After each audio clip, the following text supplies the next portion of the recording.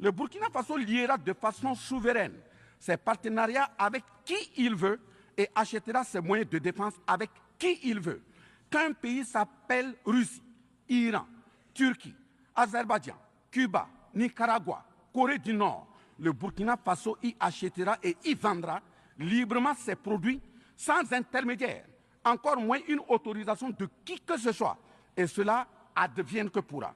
Monsieur le Président, Monsieur le Secrétaire général, parlant toujours d'hypocrisie et de mensonge d'État, dans cette question de lutte contre le terrorisme, en général et dans le Sahel en particulier, voici d'autres faits que vous n'ignorez certainement pas, et j'en suis certain. Primo, dans le Sahel, nous avons près d'une dizaine de milliers de soldats d'armées étrangères, composés en majorité de soldats français, mais également des soldats américains, allemands, italiens, etc., avec des armes, des matériels volants et de surveillance des plus sophistiqués au monde.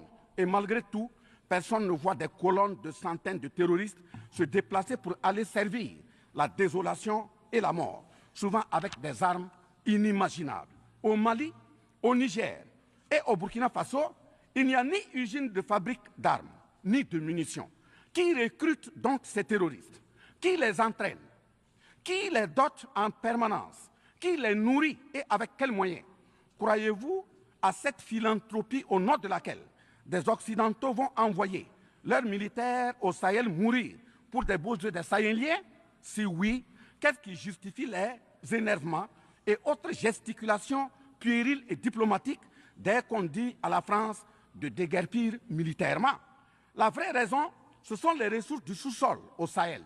En effet, l'Assemblée nationale française a voté la loi numéro 057-7-27 du 10 janvier 1957, parue dans le journal officiel de la République française du 12 janvier 1957, portant création de l'Organisation commune des régions sahariennes, OCRS, qui regroupe des parties du Mali, du Burkina Faso, du Niger, de la Mauritanie, de l'Algérie, etc.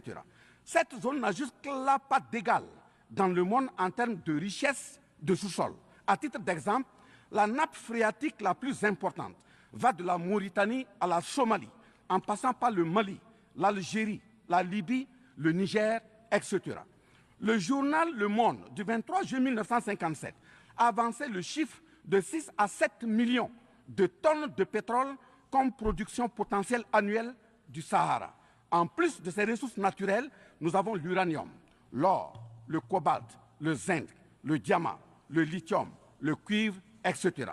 Si vous, les Occidentaux, vous aimez tant les Sahéliens pour y amener vos militaires, mourir au nom de la démocratie, de la liberté, des droits humains et de la paix, pourquoi tout le continent africain, qui compte 1,3 milliard d'habitants, dont le deuxième continent le plus peuplé, avec 30 415 873 km² et 54 États, n'a aucun siège permanent au sein du Conseil de sécurité avec un droit de veto? N'est-ce pas là, au-delà d'un crime d'État, un crime onusien? Donc, halte aux mentions diplomatiques grossiers consistant à dire que ces puissances impérialistes viennent au Sahel pour défendre la démocratie et des droits humains. Parlant de droits humains, je vous rappelle que la première charte au monde sur cette question de droits humains de l'homme est bien celle de Kouroukan-Fougan de 1236 au Mandé actuel Mali. De ce fait que les moralisateurs expansionnistes gardent leur rhétorique de respect des droits humains à géométrie variable pour leurs terroristes qu'ils encadrent. Secondo, l'Afrique n'aime pas comparer les morts. C'est un manque d'éducation que de le faire.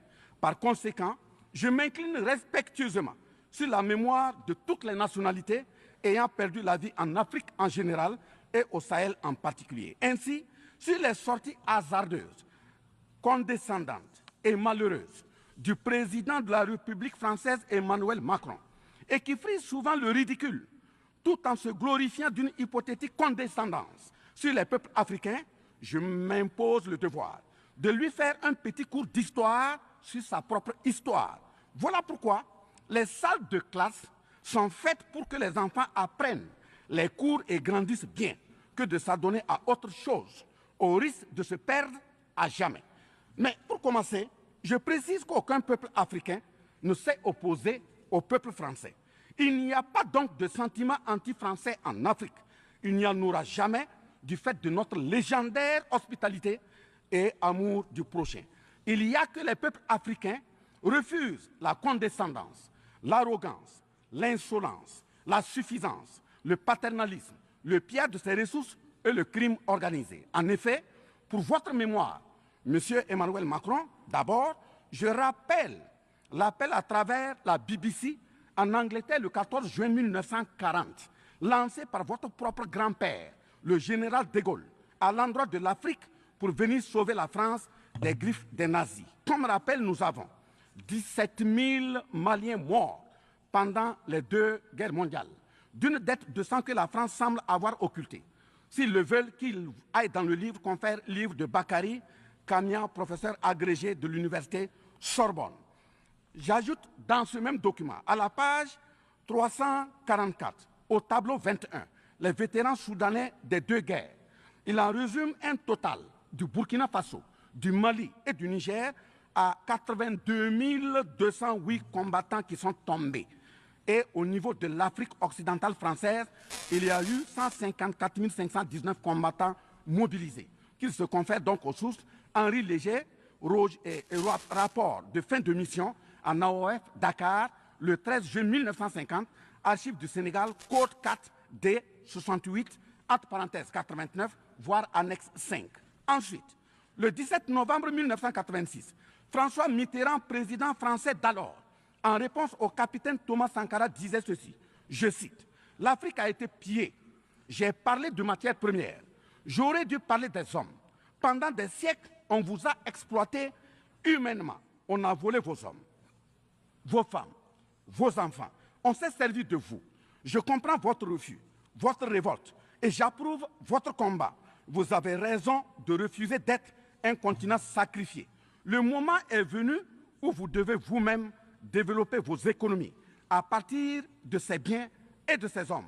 Et le devoir de ces pays qui ont profité abusivement du travail africain, c'est de restituer à l'Afrique une part de ce qui a été pris au travers des siècles derniers. » Fin de citation. Effectivement, l'Afrique a toujours été vachement pillée, mais elle reste riche en hommes, en valeur et en richesse minière.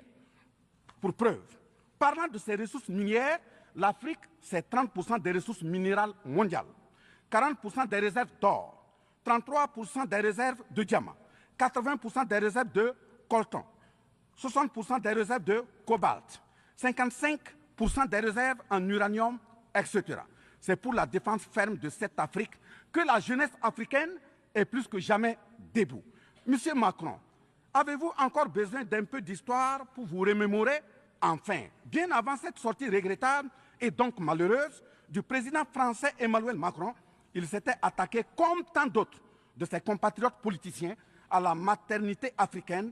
Et là aussi, je tiens à lui rappeler que l'Allemagne compte 80 millions d'habitants environ sur une superficie de 347 000 km² face au Congo, qui a 95 millions d'habitants sur une superficie de 2 345 000 km². Deuxièmement, la Belgique compte 11 millions d'habitants sur une superficie de 30 000 km² face au Gabon, qui a 2,5 millions d'habitants sur une superficie de 267 000 km². Troisièmement, la France compte 68 millions d'habitants sur 672 329 km² face à la Namibie, qui compte 2,5 millions d'habitants sur une superficie de 825 000 km². C'est fort de tout ce qui précède que, justement, Aimé Césaire, paix à son âme, disait, je cite, « L'Afrique est le seul continent au monde où les populations chantent et dansent et applaudissent pour ceux qui les appauvrissent, les affament et les torturent. Le malheur de l'Afrique, c'est d'avoir rencontré la France. » Fin de citation. Certes que l'Occident a violé